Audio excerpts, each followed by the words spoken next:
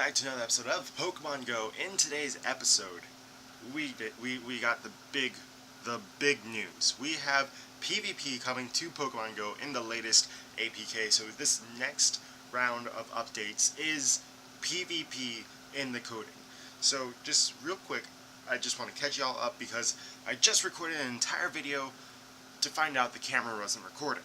So, and that was my PvP expectation video, under which I did kind of just wrap up what's happened since my last video. But since then, actually, since recording that video, I caught a wild weasel. I'll do a separate video on PvP expectations and all that, but we're gonna go straight over to Go Hub, where I've been up for 15 hours waiting for this. I took a nap, but I had my alarm set for every half hour for this exact thing, because I am so hyped over this. So this next the PvP is in there. There's a lot of other things. So the official notes are trainers can now challenge someone nearby to a trainer battle by scanning their battle code. Trainers can send remote trainer battle challenges to their ultra friends or best friends. Trainers can also trainer battle against team leaders. Trainer battles take place in one of 3 different trainer battle leagues, and each requires a team of 3 Pokemon. Each trainer battle league has different CP limits, and new hair colors and skin tones are available for trainer avatars. Now that last one is a little bit interesting, just because it has nothing to do with anything else, but it's very cool. Very, very cool indeed. So much stuff. There's a new loading screen also, move sounds. There's a whole lot in this, and we're gonna go through it as best as we can. So the main person that data mines, they I guess couldn't find, so someone else stepped up and decided to do it. And they say, they don't really have the best, but they'll do it anyway. So a lot of stuff. There might be some changes when they get the main data miner back in, but woo, there's a lot. This is all the coding stuff. A lot of very interesting things. Cutscenes, how the Pokeball comes in, all sorts of the shields, all that good stuff. They're very, very cool. The base code, basically. Next is the attacking stuff, offense, defense, move usages, minigame button. Oh, that's probably the charge that you have to tap. I covered all this in the video that got ruined. References in the code can be found that can relate to WebSockets, etc. So basically, there's coding that allows Niantic to connect the 2 phones as quickly as possible without delays. We saw this in the very first Go Fest. If you take a look back at that, they tried something kind of similar, real-time, PvP, PvE actually, because it was player versus the gym there, and there was this big screen, and they tried to set it up where you could see what was happening on the player's phone on the big screen, and it was very slow, very dodgy. So basically they've set up a whole bunch of new sockets and web sockets and good stuff, so that there's no lag. Everything sticks together for the best things. Now there are buffs and debuffs. Interesting.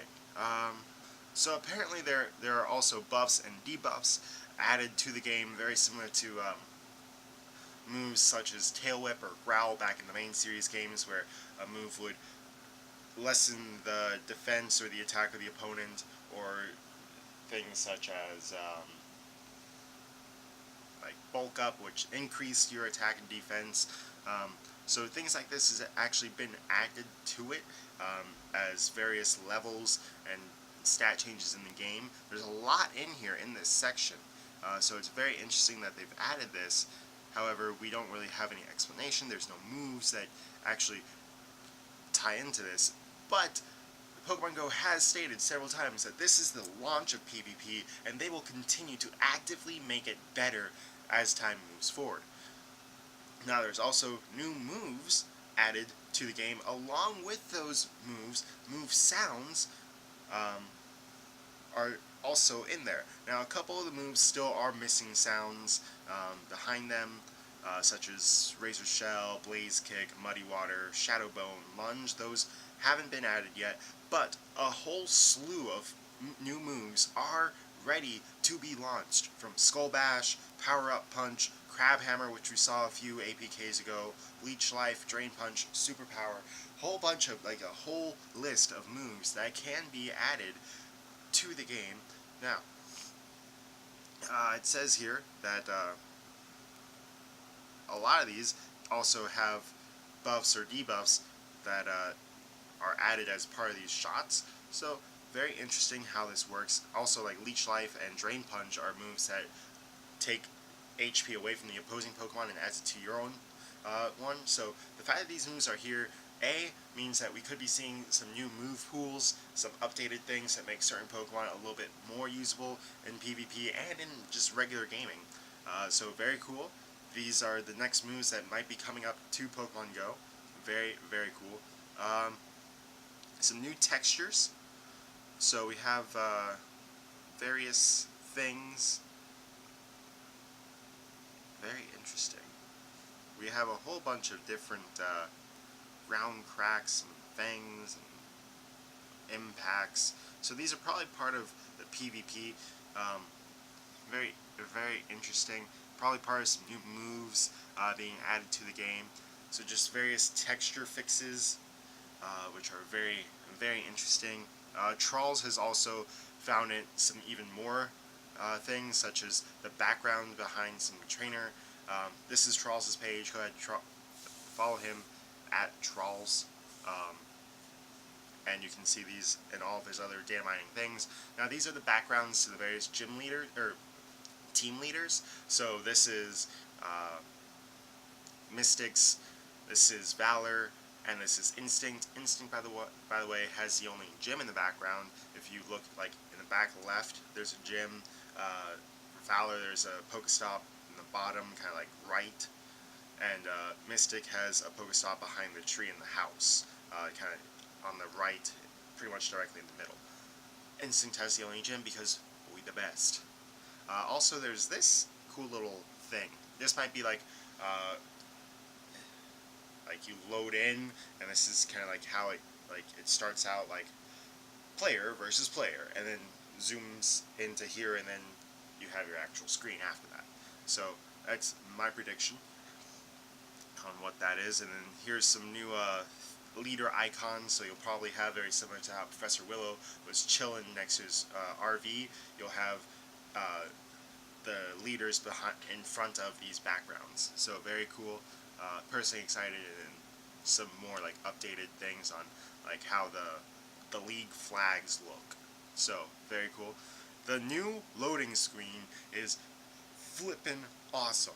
If you haven't seen this loading screen, this one's a little like, it's squeezed in a little bit, but it is flipping amazing. Look at Lucario, look at Electivire, look at those like ground cracks and fissure and impacts, all the little texture things that we saw up here. You can see a lot of those actually in that loading screen. So very, very cool, very excited. Now, miscellaneous things, there are some new badges called Badge Top Bananas. We're not sure what these mean at all, but new badges, hype. Pokestop related codes was fiddled with. A little while ago, there was a pause to the beta Pokestop submission process, where they probably hit a snag in that process, which is why it's in the beta and why they're testing it in smaller countries first, or countries that don't have as much of a player base. They're doing it there first. One, to like kind of hype up the game there, but also, if this happened in America or in Japan and they paused the Pokestop submission process, there'd be an uproar. So right now, the main countries that would be affected by the pause in the base Pokestop submission process being paused doesn't really affect the main player base. So there's been some fiddling with the code there, so that's going to now be a lot more smooth in the process, hopefully, and we'll get closer to the eventual submission process going live for everyone.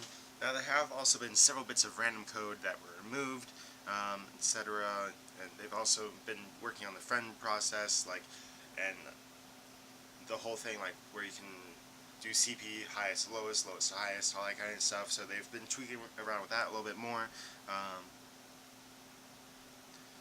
They haven't shown yet the exact charges of what the second charge move will be, so that's interesting. However, there is the coding for it.